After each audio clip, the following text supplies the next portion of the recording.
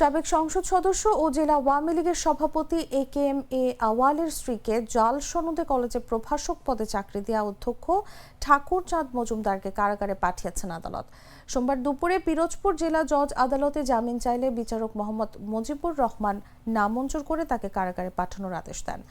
আসামির পক্ষের আইনজীবী আহসানুল কবির বাদল বিষয়টি নিশ্চিত করেন। মামলা সূত্রে জানা যায়, জাল সনদ দিয়ে বঙ্গমাতা বেগম ফজিলাতুন্নেসা মহিলা কলেজের প্রভাষক পদে চাকরি বাগিয়ে নেয়া এবং সরকারি টাকা আত্মসাতের অভিযোগে পিরোজপুর 1 আসনের সাবেক এমপি AKM আওয়াল, তার স্ত্রী লায়লা পারভিন ও কলেজের অধ্যক্ষ ঠাকুরচাঁদ মজুমদারের বিরুদ্ধে মামলা করে দুর্নীতি দমন কমিশন।